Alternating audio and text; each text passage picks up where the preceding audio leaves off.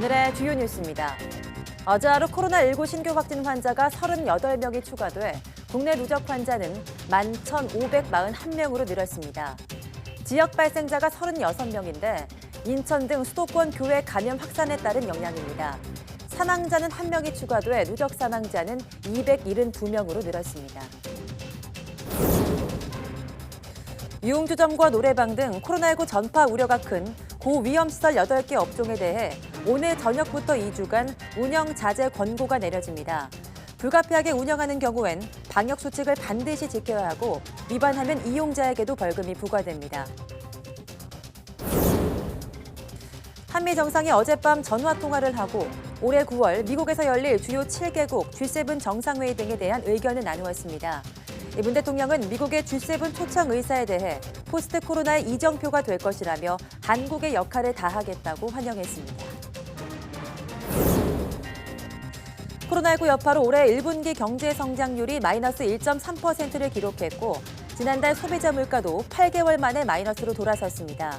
홍남기 경제부총리는 3차 추경 예산 규모가 30조 원 이상이며 기존의 역대 최대 규모를 뛰어넘을 것이라고 밝혔습니다. 미국 흑인 남성 사망 항의 시위가 격화하자 트럼프 대통령은 이번 시위를 테러로 규정하고 폭동에 군사력을 동원하겠다고 밝혔습니다. 시위 격화로 워싱턴에서는 코로나19 확진 환자가 다시 급증했고 곳곳에서 상점이 문을 닫으면서 경제 봉쇄 해제 효과가 반감되고 있습니다.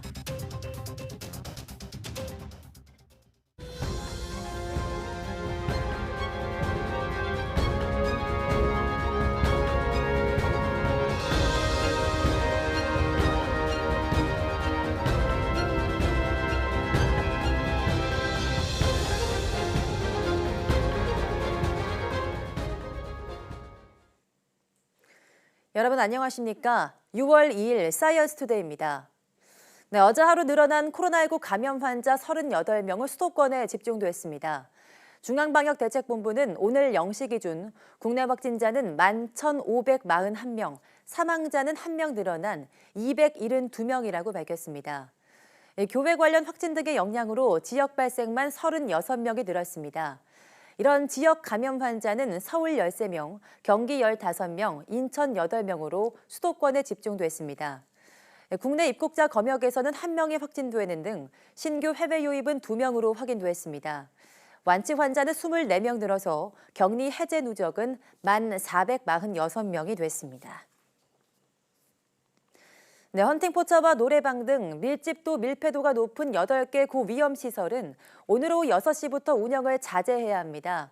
운영이 불가피할 경우 반드시 소독과 마스크 착용 등 방역 수칙을 철저히 지켜야 합니다. 이는 정부가 지난달 31일 코로나19의 확산을 막기 위해 권고 조치한 데 따른 것으로 당시 밀폐도, 밀집도, 군집도 등 6가지 지표를 기준으로 고위험시설 8개 업종이 발표됐습니다. 8개 고위험시설은 헌팅포차, 감성주점, 클럽과 룸살롱 등 유흥주점, 단란주점, 콜라텍, 노래연습장, 실내 집단 운동시설, 실내 스탠딩 공연장 등입니다.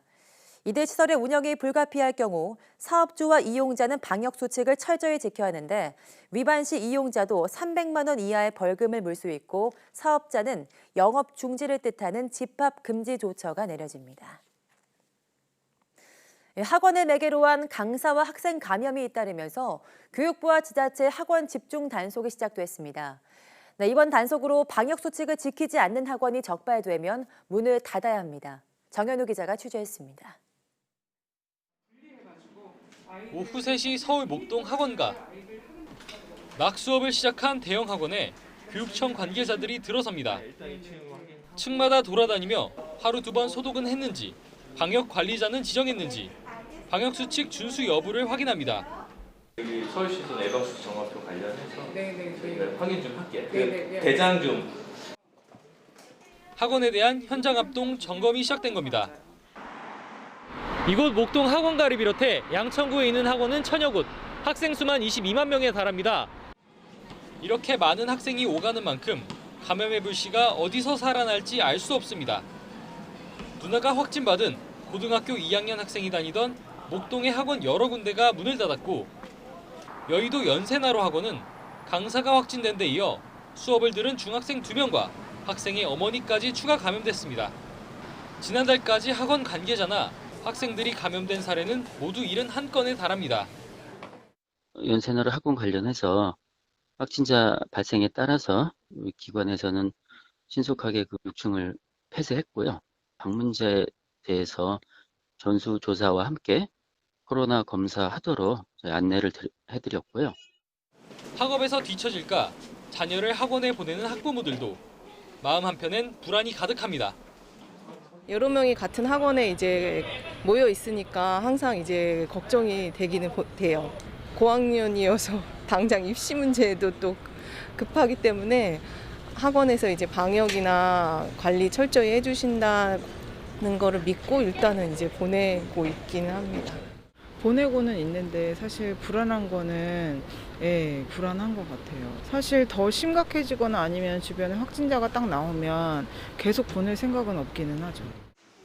교육당국은 오는 14일까지 합동 점검을 이어가면서 방역 수칙을 어긴 학원에는 집합금지 명령과 벌금 부과를 포함한 강도 높은 처벌을 내리겠다는 방침입니다. YTN 정현우입니다. 박능우 중앙재난안전대책본부 1차장은 종교시설, 의료기관, 요양원 등의 종사자는 소모임 참석을 미루고 방역수칙을 준수해달라고 당부했습니다. 박 차장은 오늘 중대본 회의를 주재하며 소모임 감염이 더 큰 집단 감염으로 이어질 수 있다는 점에서 경각심을 가져야 한다고 강조했습니다. 이와 함께 내일 시작되는 초중고교생 178만 명의 3차 등교 수업과 관련해서 학생 보호를 위한 공동체의 노력이 중요하다며 등교 전 의심 증상이 보이면 부모가 자녀를 등교시키지 말고 3, 4일간 휴식을 취할 수 있게 해달라고 말했습니다. 교사들에겐 학생들이 귀가 후 PC방, 학원 등 감염의 위험성이 높은 시설에 가지 않도록 지도해달라고 당부했습니다. 네, 한미 정상이 어젯밤 44일 만에 전화통화를 가졌습니다. 트럼프 미국 대통령은 올해 G7 정상회의에 우리의 참여 의사를 물었고 문 대통령은 포스트 코로나의 이정표가 될 거라며 한국의 역할을 하겠다고 답했습니다. 신호 기자입니다. 문재인 대통령과 트럼프 미국 대통령이 44일 만에 평소보다 짧은 15분간의 전화통화를 가졌습니다. 미국에서 올해 9월 이후 열릴 예정인 주요 7개국 G7 정상회의가 핵심 주제였습니다. 트럼프 대통령이 G7의 낡은 체제로는 현재의 국제 정세를 반영하지 못한다면서 G11이나 G12 체제로 확대하는 방안을 모색 중이라며 문 대통령의 생각을 물었습니다. 이에 대해 문 대통령은 미국이 G7 정상회의 주최국으로서 한국을 초청한 것을 환영한다면서 기꺼이 응할 것이라고 답했습니다. 또 방역과 경제 양면에서 한국이 할 수 있는 역할을 다하겠다고 강조했습니다. G11은 기존 주요 7개국에 우리나라와 호주, 인도, 러시아를 포함시키는 회의체로 트럼프 대통령이 지난달 31일 처음 제안했습니다. 문 대통령은 G7이 확대된 형태로 대면 정상회의를 열면 포스트 코로나의 이정표가 될 것이라면서 세계가 정상적인 상황과 경제로 돌아간다는 신호탄이 될 것이라는 점에 특별한 의미를 뒀습니다. 두 정상은 G11에다 브라질을 포함시켜서 G12로 확대하는 문제도 논의했습니다. 트럼프 대통령의 이번 제안은 우리나라의 국제적 위상을 한 단계 높이는 기회가 될 수 있다는 평가와 함께 홍콩 보안법 사태와 코로나19 대응을 놓고 미중 갈등이 심화한 국면에서 외교적 부담이 될 수 있다는 해석도 나오고 있습니다. 한중 양국이 하반기에 추진하고 있는 시진핑 주석의 방한 일정에도 차질을 빚을 수 있습니다. 문 대통령이 트럼프 대통령 제안에 바로 화답한 것은 G7이 미국만의 회의체가 아니고 중국 문제만 논의하는 자리도 아니라는 인식이 반영된 것으로 볼 수 있습니다.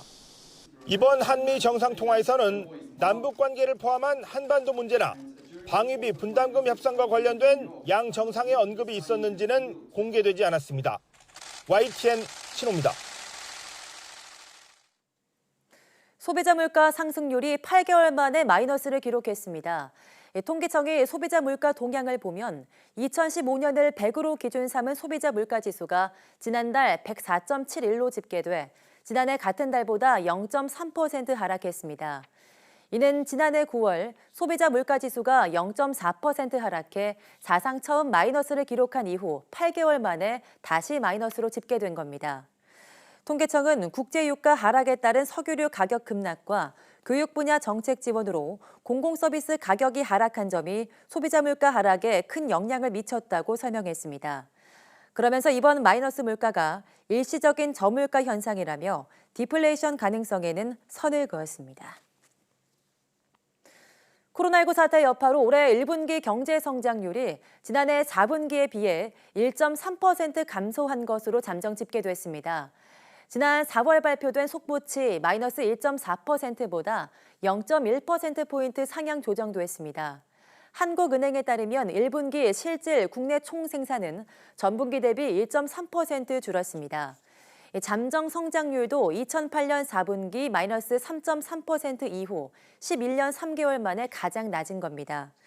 속보치와 비교하면 제조업 0.8%포인트, 수출 0.6%포인트, 수입 0.5%포인트 증가율이 높아진 반면 서비스업 증가율은 오히려 마이너스 0.4%포인트로 조정돼 마이너스 2.4%에 그쳤습니다.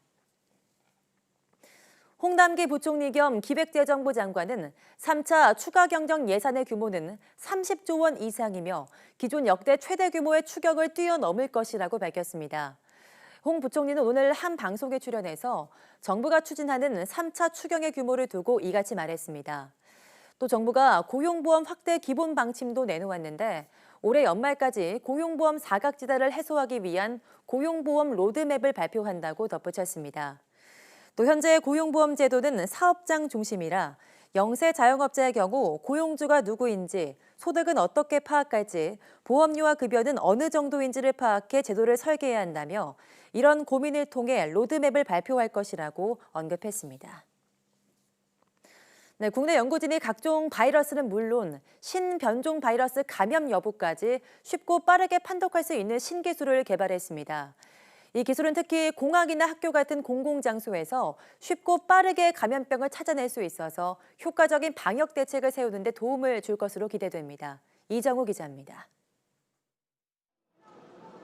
공항과 항구 등지에서 바이러스 감염 여부를 판독하는 데는 한계가 있습니다. 기존에 알려진 바이러스 감염병 외에 신종 혹은 변종 바이러스는 찾아낼 수 없기 때문입니다. 카이스트 생명화학공학과 리생 김유식 교수 팀이 바이러스의 특징을 이용해 다양한 종류의 바이러스를 쉽게 검출할 수 있는 이른바 만능 진단 기술을 개발했습니다. 이 기술은 바이러스에 특이적으로 존재한다고 알려진 이중나선 리보핵산을 검출하는 방식에 기반을 둡니다. 저희 기술은 이제 그런 특정 서열 정보를 이용하는 것이 아니라 구조적인 특징을 활용하는 것이기 때문에 신종, 변종 바이러스에도 이제 상관없이 바이러스 감염 여부를 진단할 수 있다는 장점이 있습니다. 유전자 증폭 검사와는 달리 시료 준비나 핵산 증폭이 필요 없고 바이러스 감염 여부도 쉽고 빠르게 판독할 수 있다고 밝혔습니다. 또 세포에서 RNA를 분리하거나 정제 작업 없이 감염된 세포의 용해액만으로 바이러스 유무를 검출해낼 수 있다고 설명했습니다. 편리하게 현장형으로 디자인되어 이제 공항이나 좀 이제 공공 장소에서 누구나 간편하게 활용할 수 있는 그런 기술로 발전할 것으로 예상됩니다. 만능 감염병 진단 기술로 발전할 수 있는 이번 연구 결과는 국제학술지 생체 거대 분자 온라인판에 실렸습니다. YTN 이정우입니다. 네, 정부는 물론 사회 각 분야가 코로나19 극복을 위해 힘을 모으고 있습니다. 특히 연구개발 일선에 있는 과학자들이 의료진 등을 위해 직접 개발한 다양한 제품을 내놓으면서 코로나19 극복에 힘을 보태고 있습니다. 이혜리 기자입니다. 코로나19 최전선 대구 지역 병원에 특별히 기증된 공기청정기입니다. 겉보기는 일반 제품과 크게 다르지 않지만 공기 정화 외에 항균, 항바이러스 기능이 특별히 추가됐습니다. 지난 2015년 메르스 사태 이후 개발이 시작돼 이번 코로나19 확산에 맞춰 제품 개발이 끝났습니다. 노로바이러스나 로타바이러스, 그다음에 인플루엔자 바이러스, 그리고 요즘에 이제 계속 문제를 일으키고 있는 코로나19 같은 경우가 코로나 바이러스 계열인데요. 그런 코로나 바이러스에도 효과가 있는 것을 모두 확인을 했고요. 그리고 그 성능은 최소 99% 이상이 발현되는 것을 확인했습니다. 코로나19와 싸우는 의료진을 위한 특수 고글도 눈길을 끕니다. 일반 고글과 달리 고글 표면을 특수 처리한 덕분에 오래 사용해도 김서림이 나타나지 않습니다. 마스크 표면을 특수하게 설계해 침방울을 튕겨내는 방역 마스크도 일선 과학자들의 자발적인 노력으로 빛을 보게 됐습니다. 계속 제 머릿속에는 뭐라도 좀 하자 생각이 들었고요. 현 시점에서 과학자로서 뭐를 할 수 있는 걸 찾아보자 라는 생각을 이제 하게 되었던 거죠.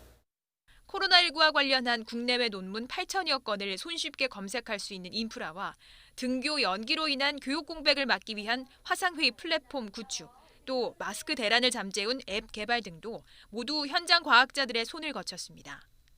정부도 연구기관이 보유한 기술 가운데 코로나19 방역에 도움이 되는 기술을 선별해 적극적인 활용을 지원할 방침입니다. YTN 사이언스 이혜리입니다. 네, 6월의 첫날이었던 어제 부산 해운대 해수욕장이 개장했습니다. 다음 달까지 전국 267개 해수욕장이 문을 여는데요. 코로나19 확산 우려 속에서 정부가 생활 속 거리 두기를 강조하는 해수욕장 이용 지침을 만들었는데 첫날부터 잘 지켜지지 않았습니다. 김종호 기자가 취재했습니다. 평일이라 방문객이 많지 않은 해수욕장. 아직은 바닷물이 차가워 대부분 바라만 보지만 용기 내서 뛰어드는 사람도 있습니다. 지금 여름이잖아요. 그래서 일단 시원해서 좋고 사람이 없지만 이제 코로나가 안정되면은 더 사람 많은 데서 재밌게 놀고 싶습니다. 피서객이 많지 않아 수상구조대는 틈틈이 훈련하며 만일의 상황에 대비합니다. 대원들도 감염 방지를 위해서 준비를 철저히 하고 있고 그리고 또 입국객들이나 피서객들과의 거리도 유지하면서 파라솔도 튜브도 보이지 않지만 안전개장이라는 이름으로 해운대가 전국 해수욕장 가운데 가장 먼저 문을 열었습니다. 해운대구는 이번 달 관광 안내소 앞 300m만 물놀이 구간으로 정해 운영에 들어갔습니다. 다음 달까지 전국 260여 개 해수욕장이 문을 여는데 올해 여름은 이용객 안전관리 등 본래 업무에 감염병 대응이라는 쉽지 않은 업무가 추가됐습니다. 피서객이 몰릴 경우 또 다른 코로나19 집단 감염 사례가 나올 수 있다는 걱정 속에서 정부는 방역 지침을 마련했습니다. 생활 속 거리 두기를 지키면서 덜 모이고 덜 찾아달라는 게 요지입니다. 회사, 학교 수련회 등 단체 방문을 자제하고 가족 단위 등 소규모 방문을 요청드립니다. 하지만 물놀이 할 때 말고는 마스크를 쓰라는 지침부터 지키는 사람이 많지 않습니다. 이런 상황을 우려해 청와대 국민청원에는 올해만이라도 해수욕장 문을 닫자는 글이 등장하기도 했습니다. 정부는 지침이 잘 지켜지는지 계속 살피면서 관계기관과 보완책을 마련하겠다는 방침입니다. YTN 김종호입니다. 네, 오는 2022년 6월부터 커피 전문점 등에서 주문한 음료를 일회용 컵에 받은 뒤 반납하면 보증금을 돌려받게 됩니다. 환경부는 일회용 컵 보증금제 도입 관련 자원의 절약과 재활용 촉진에 관한 법률 개정안이 국무회의에서 의결됐다고 밝혔습니다. 이 제도는 일회용 컵에 보증금을 부과한 뒤 컵을 반납하면 해당 금액을 돌려주도록 한 건데 지난 2002년 업계와 자발적인 협약으로 진행했다가 2008년 폐지됐습니다. 이후 재활용 가능한 컵이 쓰레기로 방치되는 문제가 커지면서 일회용 컵 보증금제를 도입할 법적 근거를 마련하게 된 겁니다. 환경부는 이번 제도가 시행되면 일회용 컵을 재활용하지 않고 소각했을 때와 비교해 온실가스를 66% 줄이고 1년에 445억 원 이상 편익이 발생할 것으로 기대했습니다.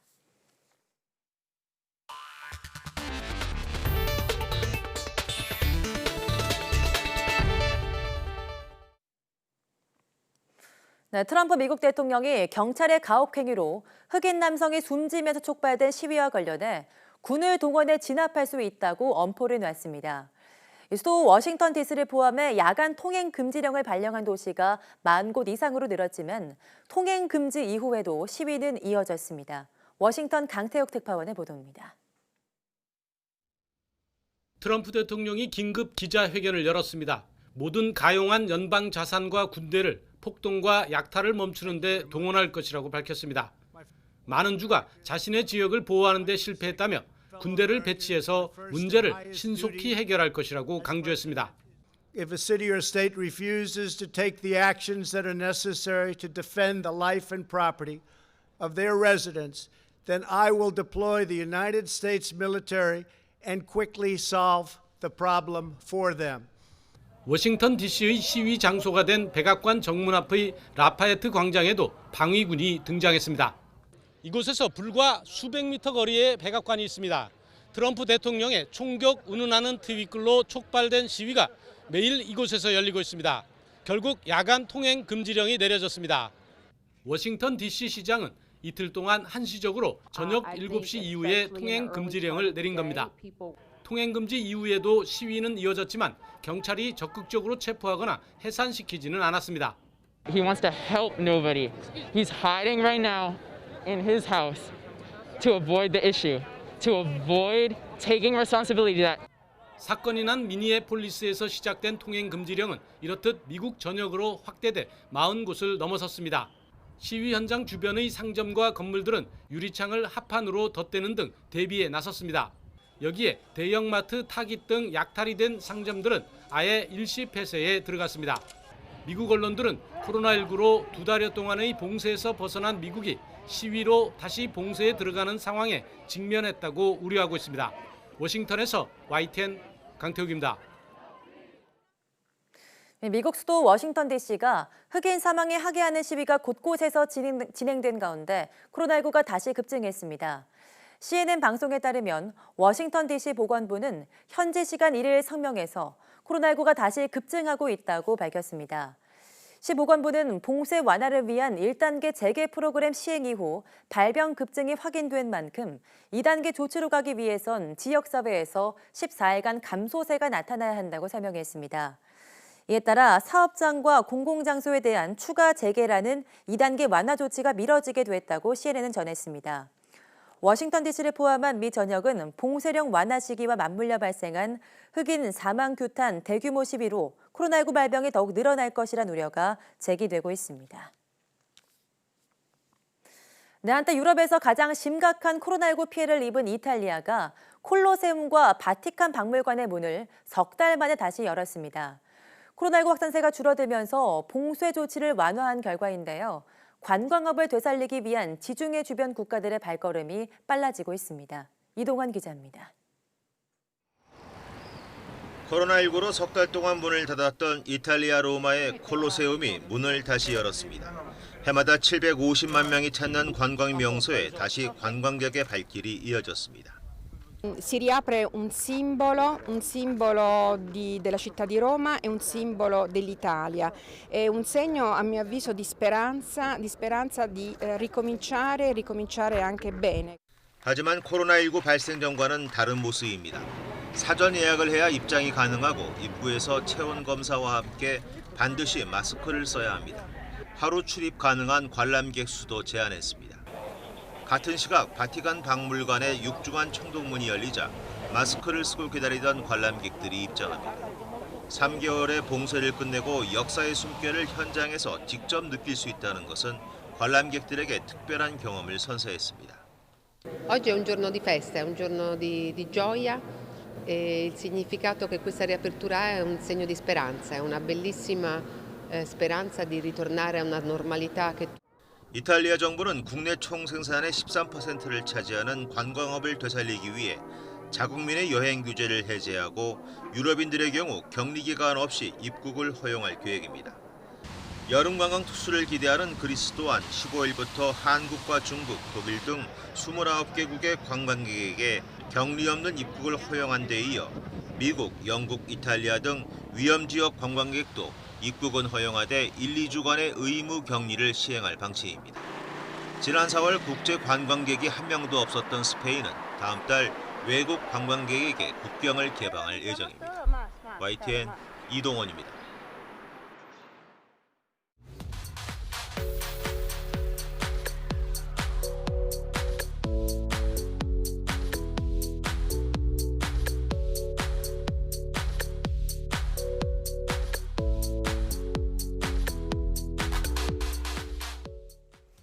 네, 올여름은 조금 일찍 찾아올 것 같습니다. 오늘 내리는 비가 그치고 나면 30도가 넘는 무더위가 이어진다고 하는데요. 오늘 오후 사이언스 투데이 날씨학 개론에서는 올여름 날씨 전망에 대해서 알아보겠습니다. 함께해 주신 여러분 고맙습니다.